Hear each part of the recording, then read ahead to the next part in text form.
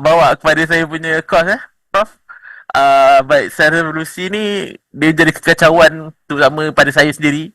Ada belajar pasal DNA dan sebagainya. Kita yang ambil sampel-sampel yang untuk mencari dan lihat kan banyak keliru daripada faham. Soalnya bukan soal revolusi. Dia dah menjadi terbalik, devolusi sebenarnya kepada kehidupan seharian kita sekarang ni. Tapi sudah tak saya jemput Prof. Kamran Rizdi untuk tentang berkongsi berkaitan dengan sains revolusi ni, keliru atau menyesatkan. Silakan Prof. Ya, terima kasih Haidam. Bismillahirrahmanirrahim. Alhamdulillahirabbil alamin wassalatu wassalamu ala asyrafil anbiya'i wal mursalin wa ala alihi wa sahbihi ajma'in. Alhamdulillah, malam ini kita akan membincangkan satu topik yang banyak diperkatakan, iaitu sains evolusi. Di manakah sains evolusi ini mengelirukan ataupun memang sengaja dikelirukan. Cuma ada sikit pembetulan untuk bahasa Inggeris, iaitu Science of Evolution Confused and Lost, K-A-N-G, A-N-D, and Lost, confused and lost. Jadi keliru lagi menyesatkan. So, apa dia mengenai sains evolusi ini? Ya, ini adalah kalau yang berminat untuk refer back kepada YouTube saya, itu adalah alamatnya. Dan ini adalah buku-buku yang saya kata saya telah karangkan, dan bagi yang berminat untuk mengordernya boleh hantar kepada WhatsApp pada telefon nombor saya. Dan sebagaimana biasa kita perlu buat satu clause bahawa jika apa yang saya bentangkan ini bertentangan dengan Al-Quran dan Sunnah, maka ambillah daripada Al-Quran dan Sunnah dan tinggalkan pandangan saya ini. Jadi dalam hal evolusi ini, kita perlu memperjelaskan kepada diri kita manusia ini bermula dengan ciptaan, bukannya melalui evolusi. Yang ini kita kena jelas, kerana Nabi Allah Adam telah dicipta oleh Allah, dan daripada situlah kita akan dapat cucu cicit kita. Tetapi selepas itu, selepas ciptaan manusia daripada Adam itu, maka kita dapati bahawa itu sebagai permulaan, kita akan dapati berlakunya ciptaan dan juga evolusi yang berlaku secara serentak. Yang ini pun juga kita kena faham, kerana ramai yang keliru bila disebut evolusi itu bermula daripada ciptaan manusia. Itu salah. Tetapi selepas ciptaan manusia itu, adakah ada benda-benda yang evolusi? Yang itu saya akan bincangkan dari sudut sains. Dan apakah sains itu sentiasa betul? Tidak. Tujuan kita mempelajari sains ini adalah bagi tujuan kita memahami ayat Quran itu sendiri. Kerana ayat Quran sendiri ada menerangkan mengenai sains, dan saya akan tunjukkan juga nanti bahawa bukan saja ayat Quran tetapi hadis juga ada menunjukkan sains di dalamnya. Dan sebagai mufassir orang bukan dalam bidang sains tidak akan dapat menerangkannya. Mereka hanya dapat mengatakan mengikut pandangan dan tulisan-tulisan daripada ahli sains. Dan itu pilihan sama ada dia menjadi ciptaan atau evolusi, itu kita akan lihat nanti bahawa bergantung kepada pilihan. Dan daripada situlah kita akan dapat perubahan kehidupan, dan kita dapat proses kehidupan dan juga sifat manusia itu sendiri, kerana dia amat berkait. Jadi ini semua berlaku daripada ciptaan manusia. Daripada ciptaan itu bergantung apa yang berlaku, ciptaan atau evolusi, dan akhirnya menerangkan kehidupan itu sendiri. So that will be the ringkasan kepada apa yang saya akan bentangkan hari ini, kerana saya akan tunjukkan bukti-buktinya sekali supaya kita tidak hanya bertaklid atau berpegang kepada sesuatu tanpa mengetahui apakah dia dari sudut sainsnya.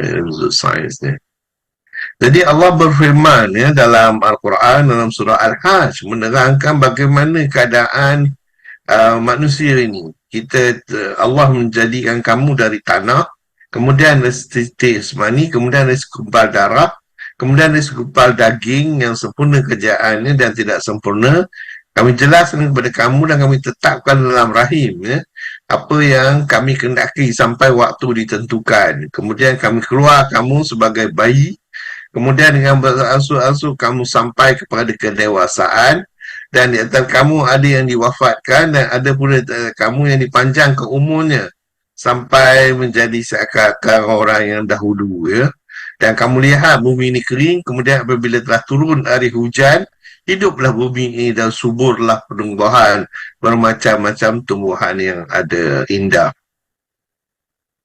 Jadi kalau kita lihat description daripada setitis, air mani dan seterusnya menjadi diwafatkan ataupun dimatikan, ini adalah proses ciptaan, ya. Ini adalah proses ciptaan, iaitu Allah mencipta, ya, daripada setitis mani dan kemudian dia buat perubahan-perubahan tersebut. Tetapi ada juga, ya, di mana dalam satu hadis, ya, sungguhnya isteriku telah melahirkan seorang anak berkulit hitam. Nabi Muhammad SAW bersabda, apakah kamu mempunyai unta? Orang itu menjawab, ya. Bila bertanya, apa warnanya? Orang itu menjawab, kemerah-merahan. Bila bertanya, apakah di kulitnya ada warna abu-abu? Orang itu menjawab, di unta itu ada warna abu-abu. Bila bertanya, dari mana warna itu? Orang itu menjawab, mungkin saja dari faktor keturunan. Jadi di sini kita nampak dah mula, ya, evolusi, ya, iaitu genetik, ya, kesan genetik. Dan juga hadis seorang suami menuduh isterinya berzina dan ia menyangkal anak isterinya itu dari sifat-sifatnya. Pada masa itu Rasulullah SAW, beliau lantas memerintahkan kepada keduanya untuk saling melemparkan laknat, ya, sebenarnya kita ketahui, ya, dalam Al-Quran. Sebagaimana firman Allah, ya. Jadi selanjutnya beliau menetapkan anak itu milik isterinya dan memisahkan antara dua yang paling melaknat itu. Jadi orang sudah berlaknat, maka terbukti siapa yang betul, maka dipisahkanlah keduanya kerana mereka telah melaknat di antara satu sama lain. Dan ini adalah proses evolusi, ya, proses evolusi. Jadi kita dah nampak ada contohnya. Bila evolusi itu hanya perubahan pada genetik, ya, berbanding dengan ciptaan adalah dia berlaku daripada satu keadaan ataupun entiti yang tidak ada dan dia berlaku. Okey, dan begitu juga, ya, dengan surah Hud ini, ya, dalam surah Hud lah, dalam hadis berikut dia ceritakan perkara yang sama juga, ya. Dan seterusnya, ya, dalam hadis berikut, yang berambut, perbezaan antara anak yang kulit putih dan lain-lain juga telah diceritakan, ya, dalam hadis. Jadi huraian ini jelas menunjukkan, ya, bahawa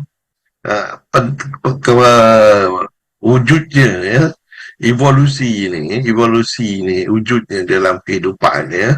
Cuma dia tidak bermula dengan permulaan kelahiran Nabi Adam alaihissalam. Jadi apakah dia genetik ini? Genetik ini sebenarnya satu kajian, ya, tentang jin dan variasi genetik, ya, ataupun keturunan dalam organisma, ya.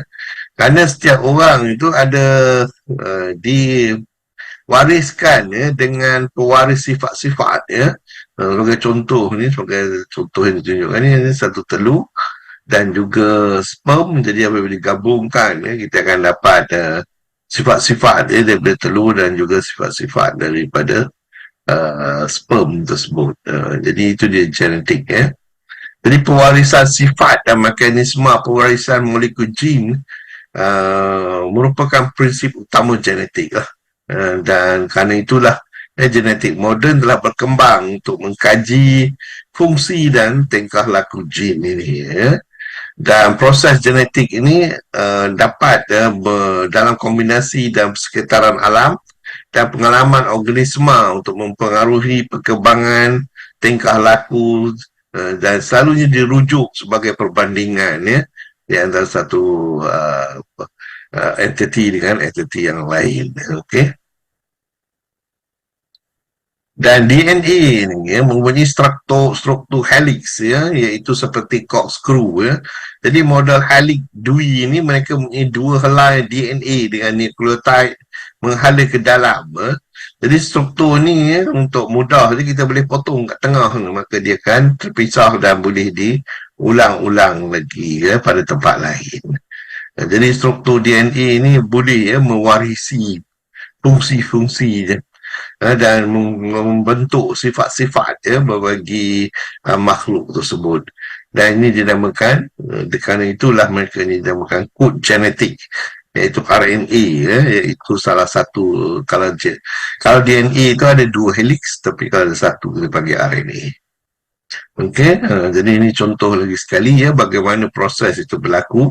Kalau dari segi biologi, berarti genetik, kita dapati adanya hydrogen bond. Okey. Dan antara ulama yang mengharuskan campur tangan dalam bentukan jantina bayi melalui kaedah perubatan moden ialah ada beberapa ramai inilah daripada Majmu'ul Buku Al-Islamiyah. Mereka mengatakan doa itu rakamkan terhadap jantina lelaki dan perempuan. Begitu juga Nabi Ibrahim AS, sungguhnya bimbang kaum kerabatku dan sepenaranku dan isteriku seorang yang mandul. Kurniakanku dari sisimu seorang anak. Dia akan masukkan anak lelaki.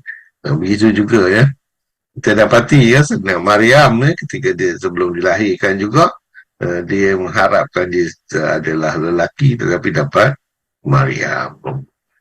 Jadi ini doa-doa yang jelas clearly menunjukkan bahawa kita boleh berdoa untuk mendapatkan sama ada anak lelaki ataupun anak perempuan. Jadi proses penemuan ni adakah ditentukan oleh benih bapa ataupun ibu? Kalau daripada sains kita katakan dia berpunca daripada bapa. Kerana bapa sperm tu campur dengan cair, maka sperm itu yang dipanggil sebagai nutfah memasuk jumlah yang sedikit. Jadi jumlah yang sedikit itu akan menentukan sama ada dapat lelaki atau perempuan. Jadi kita tengok Y dengan XX, ini adalah kromosom site di dalam sperm dan juga telur tersebut. Jadi dari situ barulah kita dapat seorang lelaki ataupun seorang perempuan. Dan evolusi adalah satu konsep dalam biologi yang menjelaskan perubahan secara bertahap dalam warisan genetik. Maknanya kena genetik proses lah.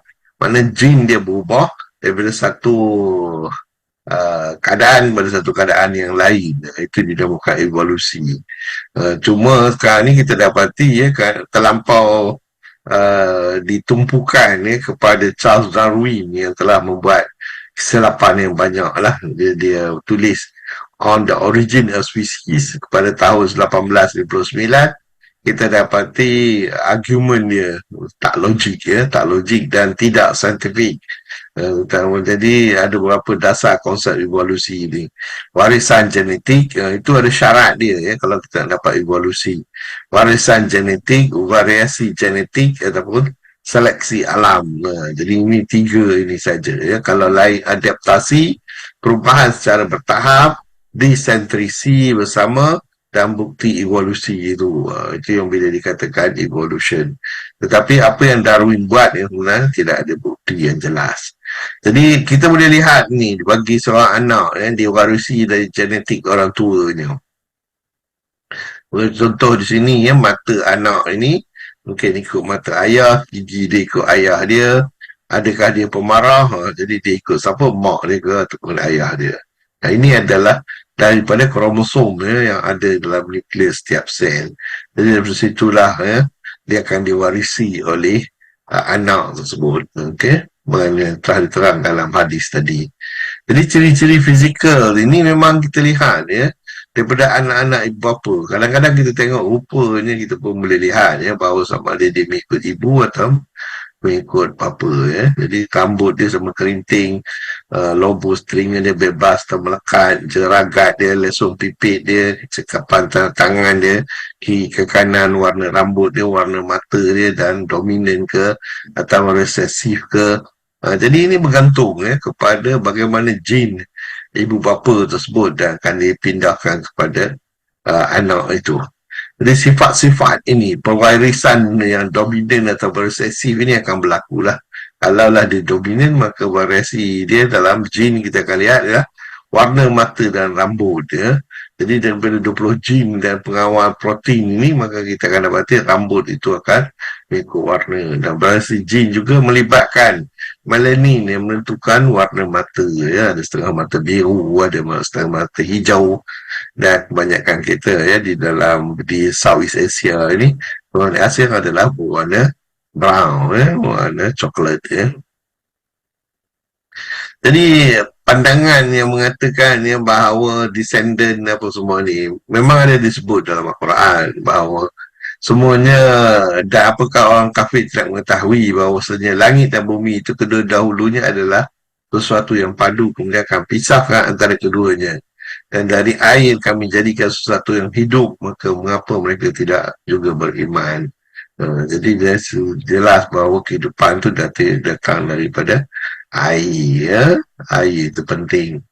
Dan surah Ar-Rum telah nampak kerosakan darat di laut disebabkan perbuatan manusia, supaya Allah merasakan mereka sebahagian dari akibat perbuatan, akan mereka kembali ke jalan yang benar. Dan Allah telah menciptakan manusia dari air, lalu jadikan manusia itu keturunan dan musyaharah dan Tuhanmu yang berkuasa.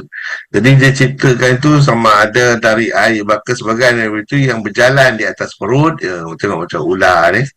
Ular ni berjalan atas perut, dan sebagian berjalan dengan dua kaki jadi ayam ni berjalan dengan dua kaki, ataupun dia berjalan dengan empat kaki jadi kita nampak ya bahawa perkara ni semuanya berlaku ya. Dan dalam badan kita ni air ya, 72% adalah air ya. Dan kalau kita tengok dia selebih ni dia bukan air. Okay? Jadi air pemain peranan yang penting ya dalam badan kita. Jadi air ni kita telah faham ya, dalam Al-Quran diceritakan ya bagaimana air ni berlaku ya, ataupun pembersihan air itu sendiri ya. Air diuap menjadi wap, kemudian dia akan menjadi awan, dan awan ni akan menimbulkan hujan, dan hujan ni turun balik ke laut ya, dan dia berulang ya. Jadi kita dapati ya, ini telah dinyatakan oleh Allah ya dalam surah ini ya. Dalam surah ini. Okey. Kalau kita buat kajian betul-betul ya, teori evolusi Darwin ini, kerana penting ya, kerana kita ni banyak keliru dalam hal Darwin ni, banyak keliru, dan kebanyakan yang mengkaji bahagian ini menolak ya, ke teori ni walaupun dimasukkan ya, dalam buku teks sekarang ni. Inilah dia, evolusi Darwin ini adalah contoh kesilapan dalam sains ya, kesilapan dalam sains yang perlu kita ketengahkan ya. Apa yang mengikut Darwin ialah bahawa kita ni bermula daripada monyet ya, dan seterusnya dia akan membesar. Jadi mengikut kajian yang ada sekarang ni, kita dapati bahawa ada masalah, ada missing link ya, missing link. Ini dia missing link di antara Neanderthal dengan human ya. Jadi ada missing link. Ni kalau tengok ni dia missing dia. Neanderthal dan human ya, dia ada perpisahan ini. Jadi bila ada perpisahan seperti ini, maka kita dapati bahawa teori Darwin ini tak betul ya, kerana dia bukannya macam itu. Jadi dia missing link. Jadi yang sebenarnya apa yang kita lihat ya, dalam Al-Quran dikatakan bahawa manusia ini dicipta ya, dicipta, dan bukannya melalui proses evolusi daripada monyet dan seterusnya. Jadi mengikut kajian dikatakan ya bahawa Lucy ni adalah chimpanzee yang dikatakan mengikut Darwin. Tapi apa yang berlaku ialah kita tak pernah jumpa chimpanzee ni, dan sebetulnya tak ada jumpa orang lain ini ya. Jadi ini ada masalahnya ya dalam teori Darwin ya. Teori Darwin ini kitaran yang dikatakan dalam evolusi itu tak berlaku. Okey, jadi sebagai orang Islam kita perlu faham ya, dalam Al-Quran manusia yang pertama ialah Nabi Adam dan bukannya monyet. Jadi ini kita kena jelas. Jadi apa yang dikatakan oleh teori evolusi Darwin ya, berasal daripada monyet itu tak betul ya, tak betul. Jadi dalam hal ini ya, kita juga dirimainkan ya bahawa perkara ini ya, dan Allah melihat kepada apa yang amalan kita ya. Maknanya tak, menurutnya daulah adalah sesuatu yang beredar dan beroleh secara silih berganti, atau benda hendaknya jangan menjadi milik dan kekuasaan kelompok manusia, tapi ia harus beredar menikmati oleh seluruh masyarakat. Jadi kepala suku mengambil seperempat daripada harta lalu membagi selebihnya.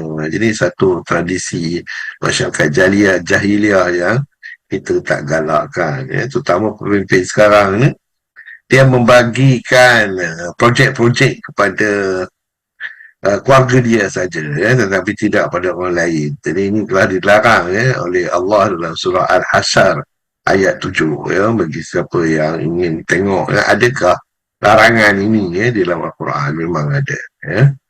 Dan evolusi projection itu kita dapati, ya, berlakunya extinction at the end of the day. Jadi yang ini kontradik dengan Al-Quran. Global sustainability kita dapati dalam surah Al-Hajj ayat 64, dan biosphere collapse adalah dalam surah Mu ayat 3. Ini kontradik, dengan Al-Quran, ya, konsep ini. Dan genetik itu memainkan peranan, ya, dalam menentukan sifat-sifat dan karakteristik manusia. Ada warisan genetik, predisposisi terhadap penyakit sebagai contoh, faktor determine sifat fizik, ya, warna mata, warna, macam penyakit ini ada setengah, ya. Kita dapati setengah penyakit itu adalah warisan, ya. Dan pertumbuhan dan perkembangan juga, ya, ditentukan oleh sebab dia tu gemuk ke kurus ke, ya, sepanjang hayatnya dia ditentukan oleh jin-jin, ya. Jadi kemampuan kognitif dan kecerdasan juga ditentukan oleh jin, dan respon terhadap apa yang berlaku di sekelilingnya, sekitarannya juga adalah bergantung kalau dia kuat ke dia lemah ke. Jadi kemungkinan respon terhadap ubat dan perawatan kesihatan juga, ya, ditentukan oleh jin, dan resistivity atau rentan terhadap penyakit berjangkit juga bergantung kepada jin. Dia bergantung kepada jin. Itulah ada setengah orang punya jin yang kuat, ya, sebagai contoh, ya, bila berlakunya virus berbau ni, ada setengah boleh tahan, ya, dia tak perlu injection dan lain-lain ataupun bantuan untuk mengelak penyakit tersebut, ya. Dan evolusi biologi ini memanglah selalu dikaitkan dengan Charles Darwin, ya. Malangnya apa yang dilakukan Charles Darwin itu tidak mengikut apa yang sepatutnya, ya, dari segi takrifan evolusi. Kerana evolusi ini banyak cara, ya, evolusi teknologi dari segi dunia teknologi, evolusi bahasa disebabkan oleh bahasa yang digunakan, evolusi budaya yang mengalami perubahan dalam kepercayaan, dan evolusi benda buatan, ya, kerana ini pun juga adalah evolusi. Okey. Evolusi sosial iaitu masyarakat itu sendiri, evolusi bisnes, evolusi pendidikan, evolusi hukum dan sebagainya lah. Jadi ada banyak lah. Asasnya kita ingat, dia mesti ada satu fundamental aspek di mana kita menggunakan kesan asas tersebut untuk melonjak ke depan, yang bukannya kita cipta proses itu di antara satu sama ke lain. Okay? Jadi proses yang tidak dianggap sebagai evolusi biasanya tidak melibatkan perubahan warisan yang berbentuk genetik ini. Iaitu sebagai contoh perubahan fizik, apa pengaruh genetik, contohnya adalah sebuah batu pecah kerana terkena tekanan alam. Jadi tak boleh dikatakan itu sebagai genetik, ya, ataupun evolusi. Begitu juga perubahan kimia non-genetik, ya. Perubahan kimia juga bukan evolusi genetik. Dan begitu juga perubahan sosial yang tidak berkait dengan genetik. Jadi ini dia contoh-contohnya. Okay? Yang kita dapati tak semualah yang berlaku adalah mengikut evolusi. Pertumbuhan tanaman atau organisma tanpa perubahan genetik juga boleh dilakukan, dan perubahan fizik objek buatan manusia pun juga, ya, boleh dilakukan tanpa evolusi. Jadi kita perlu ingat, ya, kita kena jelas, ya, bila kita cakap evolusi dan penciptaan, ya, dia dua perkara yang berbeza, dan kita sebagai orang yang beragama Islam, tendensi kita lebih suka kepada penciptaan lagi. Jadi perbandingan antara evolusi dengan dan reproduksi ataupun penciptaan ini lah. Evolusi definisinya merujuk kepada perubahan bertahap, dalam warisan genetik sesuatu population organisma dari waktu ke waktu. Dan proses ini terjadi melalui mekanisme sebagai contoh mutasi genetik, seleksi alam dan dari transgenerasi organisma. Waktu proses ini memerlu yang sangat panjang dan perubahan terjadi dalam skala waktu geologi, ya, dan berhubungan dengan perubahan dalam spesies atau populasi organisma. Reproduksi ataupun penciptaan diinterpretasikan adalah proses pembentukan individu baru ataupun keturunan organisma. Prosesnya melalui pembelahan sel dan pembuahan seksual atau cara reproduksi ataupun penciptaan khusus yang lain. Waktunya dapat didapati dalam waktu yang relatif singkat dan bergantung kepada jenis penciptaan yang terlibat. Dan skalanya fokus pada individu atau organisma yang membanyakkan diri dia. Jadi itu adalah perbezaan di antara evolusi dan reproduksi ataupun penciptaan. Ya. So dalam konteks di luar biologi ataupun genetik biologi, istilah genetik dapat merujuk pada prinsip yang mirip atau analog dengan konsep biologi genetik. Tapi diterapkan dalam domain yang lain, ya. Sebagai contohnya boleh kita lihat ialah algoritma genetik, ya, dalam ilmu komputer, genetika bisnes ataupun ekonomi, genetika komunikasi dalam sudut komunikasi, genetika sosial ataupun culture, genetika teknologi. Jadi ini ada contoh-contoh di mana genetik, ya, memain peranan secara analog untuk menyerat konsep-konsep evolusi, adaptasi dan perubahan bertahap, ya, dalam satu sistem di luar lingkup biologi. Jadi apa yang famous sekarang ni ialah genetic modification of crop, ya, supaya dia lebih kuat dan juga lebih tahan, ya, dan boleh tahan lama, ya, boleh kita gunakan. Jadi ada 8 teknik manipulasi genetik ini. Jadi ini dinamakan kejuruteraan genetik, ya. Jadi dengan manipulasi genetik, ya, kita akan dapat tambahan dari segi bahan ataupun dari segi kekuatan pokok tersebut. Ya, sebagai contoh ini, untuk resistance starch nombor 5, maka kita ubah kita punya genetik pokok ini. Jadi dengan itu kita boleh dapat perubahan, ya, dalam sifat dia.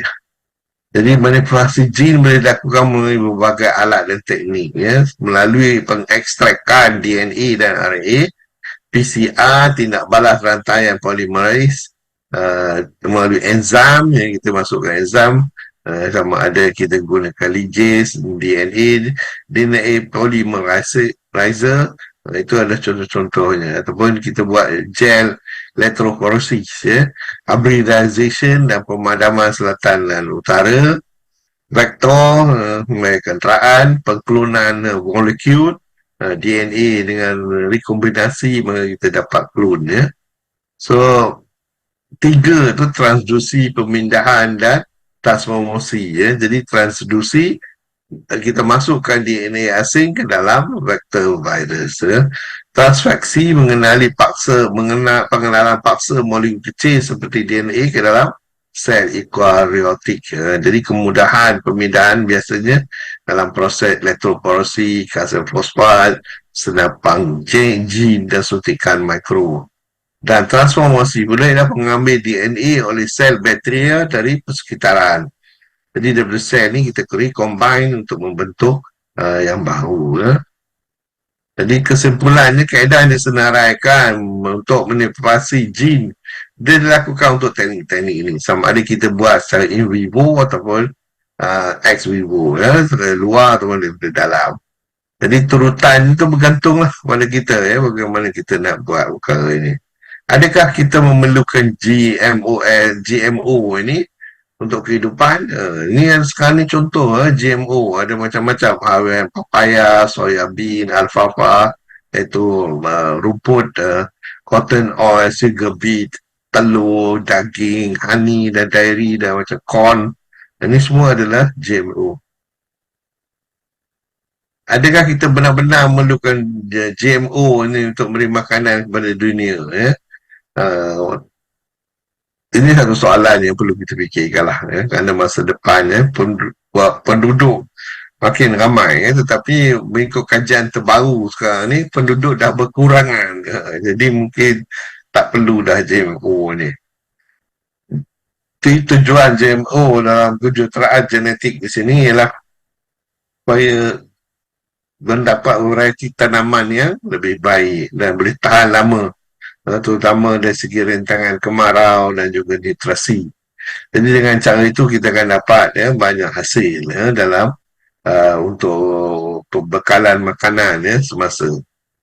Jadi kepercayaan bercanggah mengenai kegunaan dan kepentingan untuk memberi makan kepada dunia ini menyebabkan ia menjadi satu isu lah.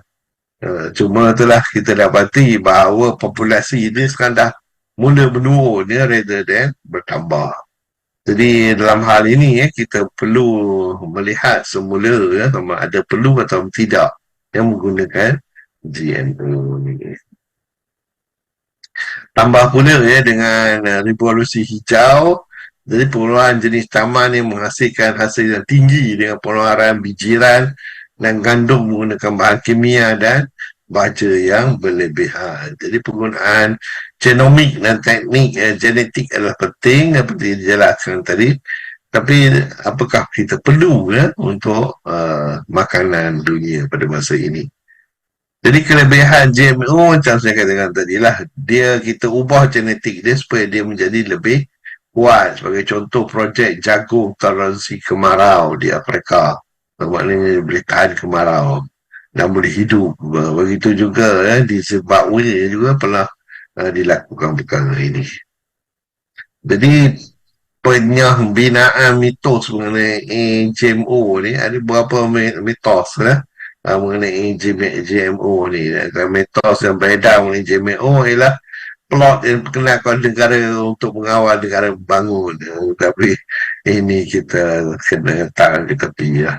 Kalaulah makanan tak ada, maka mungkin GMO boleh kita consider. Tapi kalau tidak, ya, maka kita tak perlu.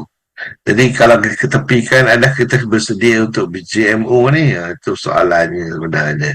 Jadi kalau kita lihat global GM crop ni, GMO ni sekarang dah makin lama makin besar.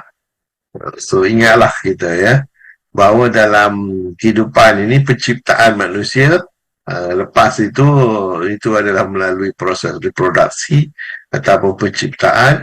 Kemudian dari ciptaan dan evolusi tersebut, pilihan kita lah, dan kita dapat proses kehidupan dan sifat manusia. So saya berhenti setakat ini. Wabillahi taufiq wal hidayah. Assalamualaikum warahmatullahi wabarakatuh. Waalaikumsalam warahmatullahi wabarakatuh. Baik, terima kasih kepada Prof. Rozizi. Baik, sebelum saya bertanya soalan kepada Prof, saya membuka peluang kepada hadirin hadirat untuk bertanya soalan berkaitan dengan tajuk pada malam ini. Revolusi, ya, tuan-tuan dan puan, silakan. Ada tak? Saya buka.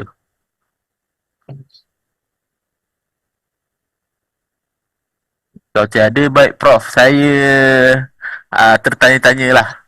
Sebab sekarang kan ada permasalahan revolusi dan devolusi. Dan bila kita lihat kepada genomik, kebanyakan yang mempunyai genetic defect adalah di kalangan Allahumma salli selamat, di negara India dan juga negara sekelilingnya. Baik, untuk saya berfikir bahawa satu, berkaitan dengan revolusi ni hanyalah untuk teori Darwin tu adalah satu teori, bukannya macam kita ni percaya 100% tidak. Dan untuk yang genetic defect pada India tu, bagaimana pada pendapat Prof kita boleh mengurangkan genetic defect tetapi tidak melanggar adat dan istiadat mereka? Bagaimana Prof? Agak suka, mungkin suka. Yang sebenarnya apa yang diperkatakan Darwin itu dari segi saintifik dia pun tak tepat, ya. Jadi memang kita sepatut reject. Tapi malang ni kita dapati buku-buku teks kita masih mengatakan itu kaedah saintifik. So kalau siapa yang mengkaji kaedah saintifik, dia dapati bahawa dia banyak masalah. So I think dah tiba masanya untuk kita buang Darwin punya konsep ini. Dan dari segi genetik ini memang sebagai contoh bukan saja di India, tetapi yang lagi famous, yang paling famous sekali ialah di Jepun, di mana mercury telah termasuk dalam air laut. Nah, apabila termasuk dalam air laut, ikan-ikan dia makan mercury ni. Dan mercury ni adalah satu bahan yang boleh mengubah jin, ya, boleh mengubahkan jin. Jadi apabila orang-orang Jepun ni makan ikan yang makan mercury ni, dia dapati anak-anak dia yang lahir itu cacat. Jadi bila dia cacat, dia nak perbaiki dia memang tak boleh lah. Once jin dia dah masuk dalam jin dia, maka kecuali anak dia pula. Anak dia kalau nak berbetulkan boleh lah. Boleh berbetulkan. Jadi jin ni yang sebenarnya kita kata sebagai pencorak manusia itu sendiri. Maknanya dia menentukan macam mana kita, sama ada mata kita warna biru ke, warna hijau ke. Tetapi kita orang Malaysia ni, jin kita terlalu kuat warna brown, warna brown. Jadi itu yang semua orang jadi warna coklat mata dia. Tapi kalau kita pergi ke Eropah, saya pernah tengok ada satu orang tu, bukannya mata dia warna hijau je, warna hijau, warna biru. Wow, kata ganjinya. Di Malaysia ni yang ada kucing aja yang apa itu. Saya tak pernah tengok lagi orang manusia yang di Malaysia yang jin dia menyebabkan dia warna berbeza. So, isunya kalaulah kita dah pun boleh lah sama ada kita modify jin kita untuk warna merah, warna hijau. Cuma apa namanya, tak payah susah-susah macam tu. Pasal nak buat jin punya engineering ni, kata apa, kejuruteraan jin ni bukanlah satu perkara yang mudah. Lebih baik kita pakai contact lens saja kalau siapa yang nak ada tiba-tiba warna sebelah mata dia warna biru, sebelah warna merah, lebih senang lagi. Wallahualam. Oh, betul defect dia. Dan bila kita tengok kepada betul betul saya setuju apa Prof cakap berkaitan dengan defect dan sebagainya. Yang di Jepun tu Pamata ni apa Pamata apa nama disaster dia Pamata Yeah. yang dia di yang satu region tu yang dia menjadi apa defect dan sebagainya ya. Tapi bila tengok kepada Mercury memang dekat apa ikan tu sendiri mempunyai mercury dan terutama ikan di Jepun mercury dia kandungan lebih banyak. Jadi untuk kita makan di Malaysia ni jangan risau. InsyaAllah tak ada banyak mercury macam di Jepun. Dan silakan yang lain kalau ada persoalan berkaitan dengan apa revolusi. Soalan ni silakan. Ada ya?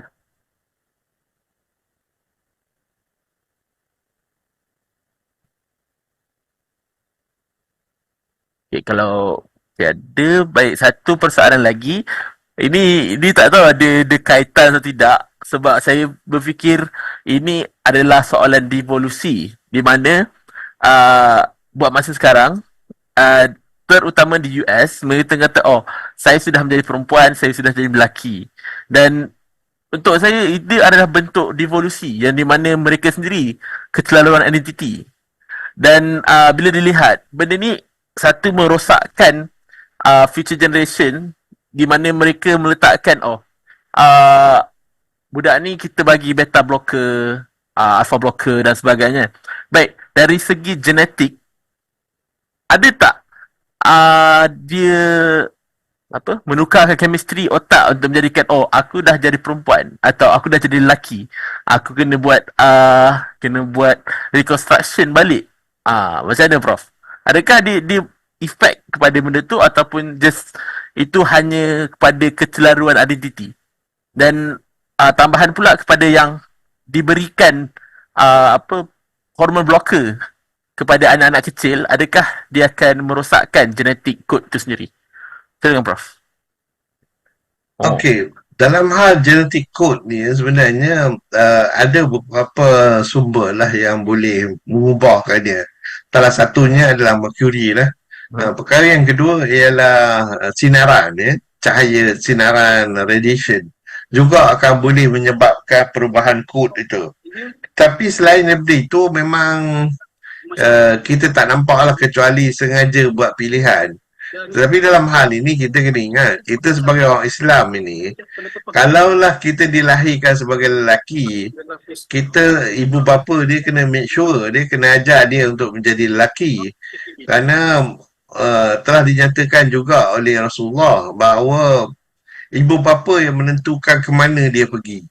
Kalaulah dia perempuan, maka kita pakai dia baju lelaki saja dan ajak dia hanya main bola je, tak main apa orang kata anak patung ke contohnya, maka dia akan berminat menjadi orang lelaki. Ini adalah satu attitude ya, ini satu attitude dan bukannya daripada jin ya. Maknanya kita sendiri yang menyebabkan attitude tu berlaku. Dan ini kalau nak patah balik ialah kesalahan ibu bapa. Dan ibu bapa memang ya, anak-anak ada tanggungjawab ibu bapa untuk mendidik mereka supaya mengenal Allah yang pentingnya. Dan bukannya untuk menjadi ada setengah lah ibu bapa. Kita harap taklah dalam yang ikut program kita ni. Yang dia ndak anak lelaki, dia ada anak perempuan katakan sampai 8 orang, tiba-tiba ada seorang tu nampak macam kelakian sikit walaupun dia perempuan. Dia pakaikan je lah baju lelaki. Ini satu kesalahan itu. Dan kita auzubillah min zalik lah, kita tak termasuk ya dalam parent yang melakukan perkara ini. Kerana ini salah ya, berdosa dalam Islam. Wallahu a'lam. Tapi bukan jin. Bukan jin lah.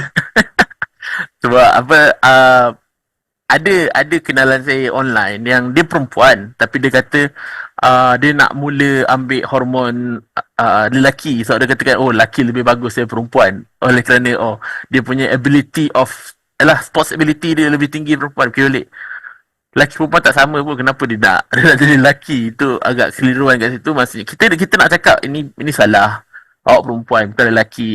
Dan itulah. Dan tambahan pula kepada untuk pengetahuan hadirin hadirat, sebenarnya saya sendiri mengetahui bahawa ada cara untuk dapat anak lelaki dan perempuan, dan cara ni bukan dia tak nak cakap scientifically proven tu, nak kata ya atau tidak adalah dia macam dia pseudo science sikit lah, tapi ada cara dia. Dan cara dia bukan senang lenang kita boleh cakap buat macam ni. Lepas tu bila tak dapat dia marah kita balik, kenapa tak boleh jadi. Kerana yang menentukan dapat tak dapat itu adalah Allah. Dan kita tak boleh katakan aku buat ni aku confirm dapat lelaki. Tak semestinya. Tapi adalah cara dia untuk meningkatkan chance untuk mendapat anak lelaki atau anak perempuan. Inilah apa yang saya belajar. Saya kelakar juga belajar benda tu, tapi saya sebagai orang medical saya belajar benda tu. Baik, saya buka sekali lagi kepada hadirin hadirat untuk bertanya soalan berkaitan dengan revolusi atau kekeliruan maksudnya revolusi ini pada Prof, ataupun berkongsi apa yang hadirin hadirat merasai. Adakah wajar Darwinism ni? Sebab bila dipikir balik, Darwinism ni betul-betul banyak orang kata aku percaya Darwinism, kita ni daripada monyet. Fikir balik, monyet yang kita pun tak sama genetik kod, macam ada boleh in science pun macam tak mungkin. Saya belajar dulu sampai sekarang saya tak setuju langsung. Oleh kerana pada tu bercanggah dengan saya punya pemikiran. Okay, ada? Kalau tiada, ada ke? Kita tak ada. Kalau tak ada soalan ni, Prof boleh bagi kesimpulan tak berkaitan dengan tajuk pada malam ini? Silakan Prof. Okey, terima kasih Haidar. Dia isu yang saya bawa pada malam ini ialah kita kena faham ya bahawa permulaan kita memang adalah penciptaan. Kalaupun nak ada evolusi ataupun itu berlaku lepas itu. Jadi kalau nak dikatakan macam Darwin tak betul. Tetapi kalau lepas itu ya sebagai contoh uh, di antara anak-anak kita ke ataupun pokok ke bagaimana dia tumbuh, warna dia tumbuh, itu semua memang ada uh, evolusi di situ kerana dia bergantung pada jin. Bila dia involve dengan jin baru kita boleh katakan perkara ini berlaku. Cuma kalau kita macam kata Haidar lah, jin monyet, chimpanzee dengan jin kita tak sama. Jadi macam mana nak kata perubahan jin, jin itu pun tak sama. Jadi susah nak kita katakan betul. So itulah macam saya katakan lah. Malang ni orang yang tulis buku teks sekarang ni dia tak nak keluarkan itu. Walaupun dia tahu itu memang bluntly tak ikut kaedah saintifik. Jadi dah tiba masanya lah kita kat Malaysia keluarkanlah topik Darwin ini kerana dia adalah pembohongan yang paling besar ini. Wallahualam. Wah, lah bersawab. Sekali lagi saya menyebut bahawa Darwin ini adalah salah. Dan saya sebagai orang makmal, saya sendiri doktor tak nampak benda ni, saya nampak benda ni. Dan katakan betul salah. Dan apa, saya meletakkan bahawa lelaki dan perempuan tidak sama. Siapa yang mendengar dulu kini selamanya lelaki perempuan memang tak sama. Jangan kata oh lelaki perempuan sama je, tak sama. Jangan kata oh lelaki boleh berbual perempuan, tak boleh. Daripada azali sampai sekarang sampai nak mati pun still perempuan still perempuan. Jangan kata oh boleh je lelaki, tak. Dia prof, saya macam dia tengok revolusi, oh, okey. Tapi bila tengok oh ada juga orang yang apa, dia berbalik devolusi, dia buat perangai macam-macam, kata ni kata tu. Ada timbul Scientology. Prof pernah dengar Scientology? Pernah dia, itu bukan saintifik, tapi adalah satu macam nak cakap cult, satu macam organisasi yang mengatakan bahawa kita ni immortal dan sebagainya. Dan benda tu merosakkan satu scientific finding, yang kedua pemikiran anak-anak mengatakan oh kita ni immortal sebenarnya, kita boleh berubah jadi lelaki perempuan. Dan kata oh kita boleh ambil hormon je berubah lelaki perempuan. Tidak sensitif gitu. Dan diharapkan agar semua orang, baik lelaki baik perempuan, dan insyaAllah memang tiada pun di antaranya, antara lelaki perempuan baik tua yang muda, mengatakan bahawa kita akan tetap berevolusi. Tetapi adakah revolusi itu membuatkan kita menjadi lemah atau menjadi kuat? Dan soalan sekarang, dunia kita berevolusi dengan apa, adanya pelbagai teknologi baru yang menurun meningkatkan kadar birth rate dan juga meningkatkan kadar kesihatan kita sendiri. Itu menjadi satu revolusi. Soalnya adalah, adakah dengan kemajuan ini membuatkan kita lebih bodoh dan tidak mengetahui atas apa yang kita hidup di dunia, bagaimana kita nak membawa diri kita ke arah yang lebih baik. Wallahu a'lam bishawab. Kita tangguh majlis kita dengan tasbih kafaratul as.